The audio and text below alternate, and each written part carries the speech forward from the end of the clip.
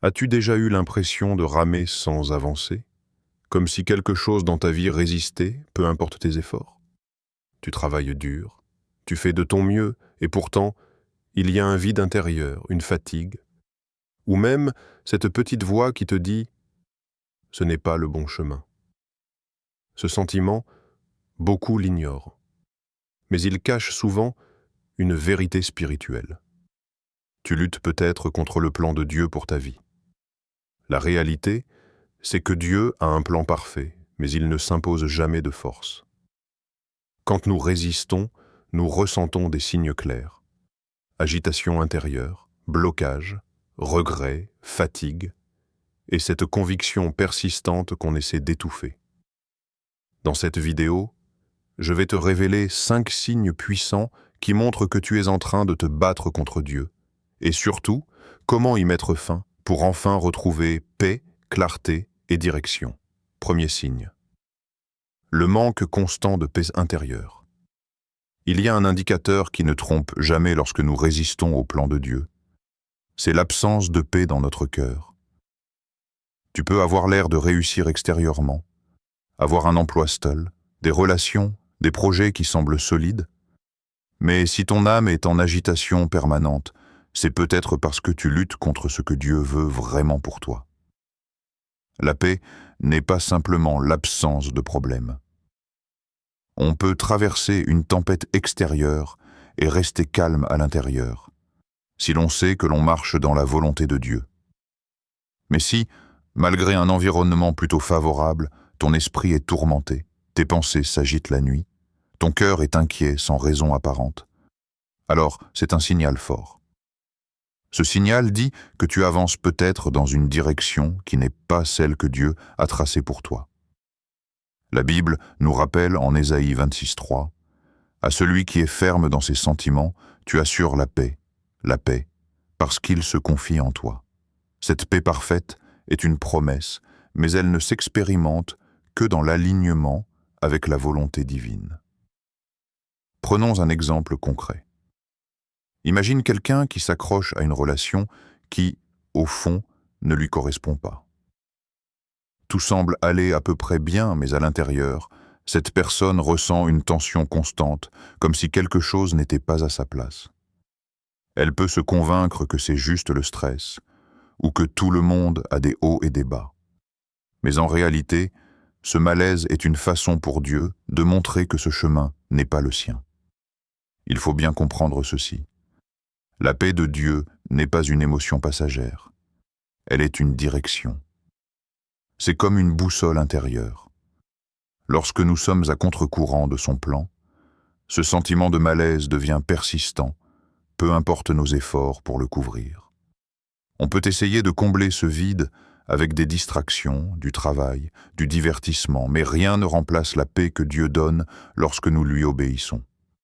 Alors, si aujourd'hui tu te rends compte que tu n'as pas trouvé le repos intérieur malgré tous tes efforts, pose-toi la question. Est-ce que je résiste à ce que Dieu essaie de faire dans ma vie? La paix est un cadeau que Dieu offre à ceux qui marchent avec lui.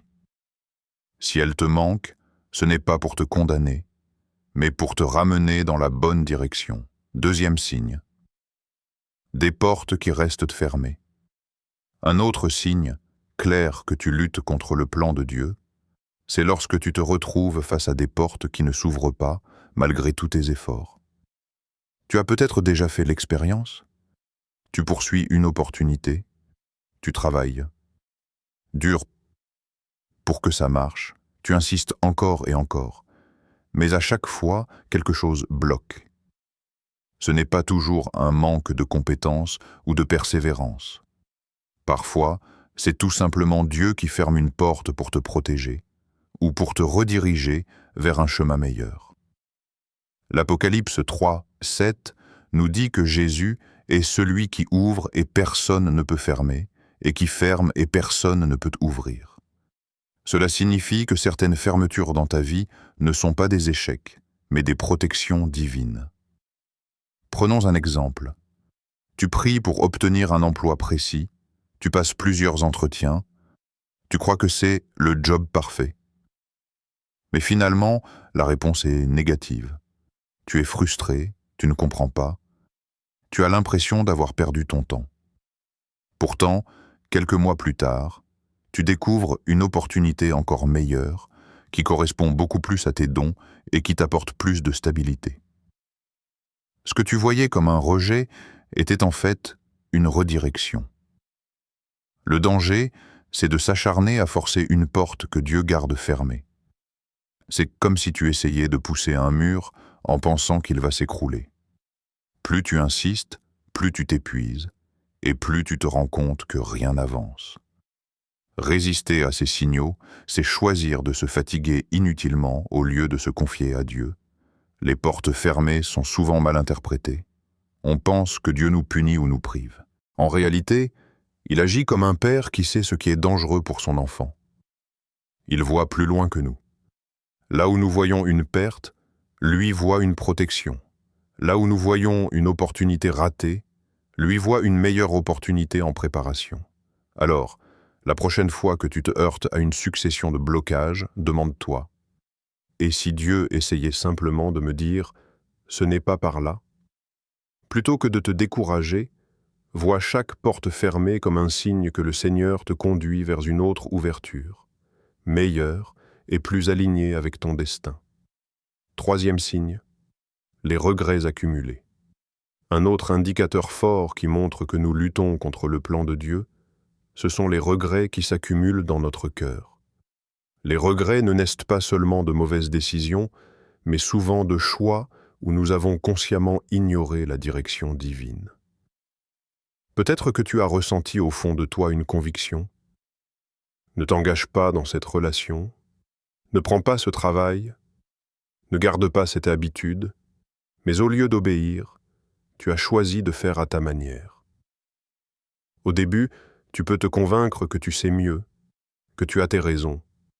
Mais, avec le temps, un poids intérieur s'installe. Chaque fois que tu repenses à ce choix, une petite voix te rappelle que tu n'as pas écouté Dieu. Et ce rappel se transforme en regret. C'est exactement ce qui est arrivé à Jonas. Dieu lui avait dit clairement « Va à Ninive », mais il a pris le chemin opposé. En fuyant, il croyait gagner sa liberté. Pourtant, son voyage n'a fait qu'empirer. Il a été englouti par la tempête, puis avalé par un grand poisson. Quelle leçon! Fuir Dieu ne mène pas à la liberté, mais à des chaînes invisibles. Et ces chaînes s'appellent souvent regret. Le regret est comme une alarme intérieure. Il ne disparaît pas facilement. Tu peux l'étouffer avec des distractions, essayer de l'ignorer, mais il finit toujours par refaire surface. Pourquoi? Parce qu'il n'est pas là pour te condamner, mais pour t'appeler à revenir sur le bon chemin. Imaginons un exemple moderne.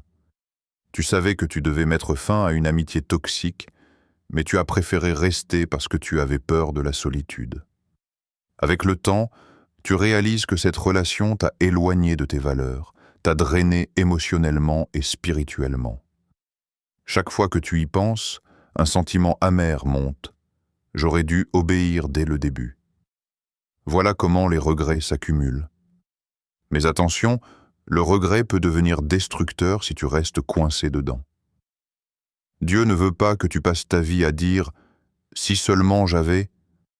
Il veut que tu transformes ce regret en un pas vers lui. La bonne nouvelle, c'est que même lorsque nous désobéissons, sa grâce nous donne l'opportunité de recommencer. Alors, si tu ressens des regrets qui te pèsent, ne les considère pas comme une condamnation définitive. Vois-les plutôt comme une invitation. C'est Dieu qui te rappelle. Il n'est pas trop tard. Reviens. Lâche ce que je t'ai demandé d'abandonner et je te montrerai quelque chose de meilleur. En résumé, les regrets sont un signe. Ils révèlent que nous avons pris une voie différente de celle que Dieu voulait. Mais ils peuvent aussi être une porte de retour.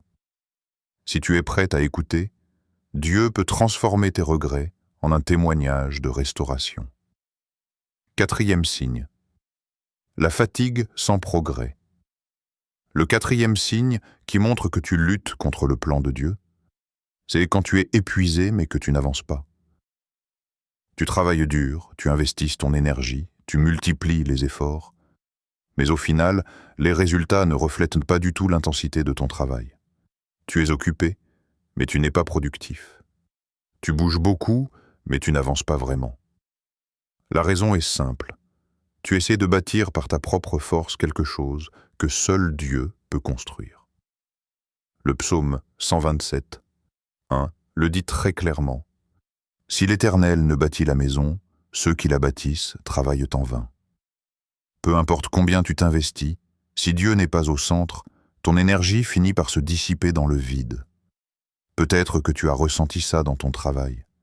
Tu multiplies les heures, tu te donnes à fond, mais à la fin du mois, tu as le sentiment de ne rien avoir accompli de significatif. Ou peut-être dans ta vie personnelle. Tu essaies de maintenir une relation à bout de bras, tu fais tout pour que ça marche, mais malgré tes efforts, tout semble s'effondrer. Cette fatigue sans progrès est souvent un signe que tu n'es pas en train de marcher dans le plan de Dieu. C'est un peu comme ramer contre le courant. Plus tu insistes, plus tu t'épuises, et moins tu avances. Alors que si tu alignes ta barque avec le courant, tu progresses presque sans effort. Quand Dieu est dans tes projets, les choses s'enchaînent naturellement. Attention, cela ne veut pas dire qu'il n'y aura pas d'épreuves ou de travail, mais il y aura une fluidité, un fruit visible. Prenons un exemple biblique. Quand les Israélites ont tenté d'entrer en terre promise sans que Dieu ne les envoie, ils ont été battus par leurs ennemis. Pourquoi ? Parce qu'ils agissaient par leur propre force, sans l'approbation divine. Le résultat fut de la fatigue, des pertes, mais aucun progrès. Dans ta vie, cela peut se traduire par des projets qui s'effondrent les uns après les autres, des efforts qui ne portent pas de fruits, ou une impression d'être constamment bloqué malgré ton acharnement.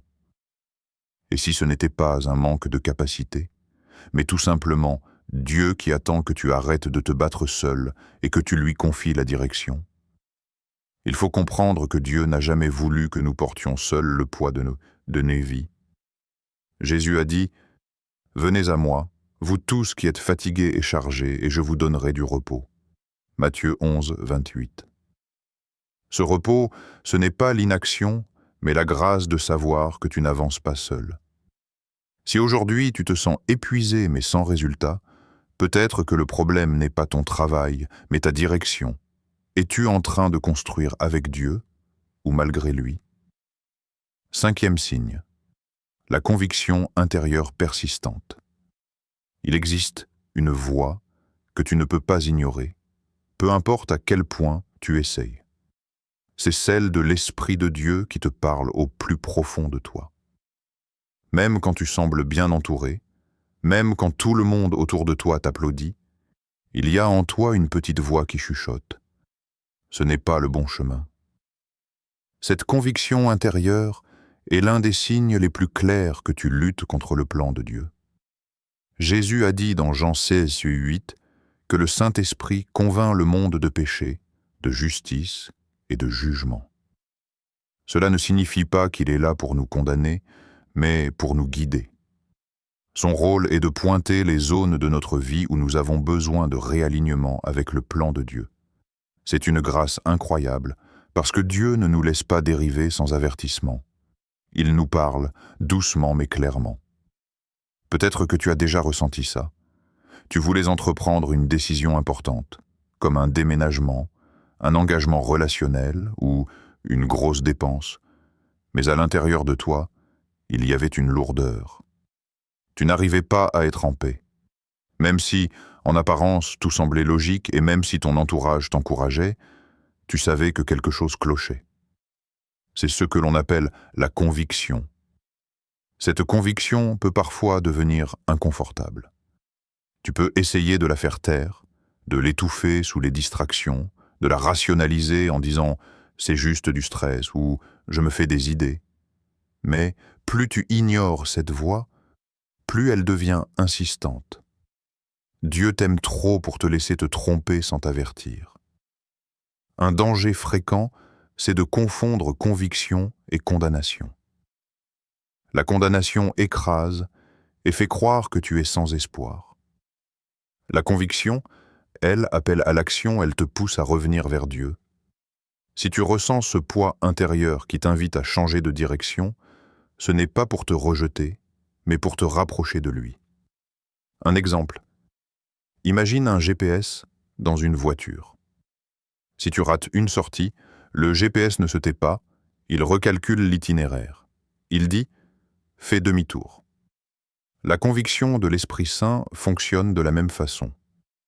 Elle t'indique où tu as raté une étape, mais elle te donne aussi une nouvelle opportunité de revenir sur le bon chemin.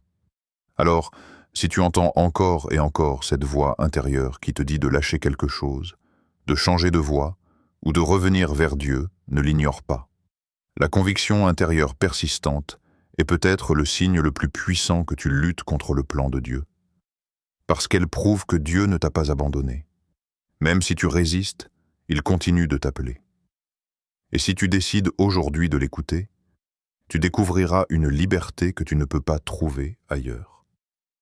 Si l'un de ces signes résonne en toi, le manque de paix, les portes fermées, les regrets, la fatigue sans progrès ou cette conviction intérieure qui ne s'éteint pas, ce n'est pas un hasard. Dieu est en train de t'interpeller. Il te dit « Arrête de lutter, confie-moi le contrôle ».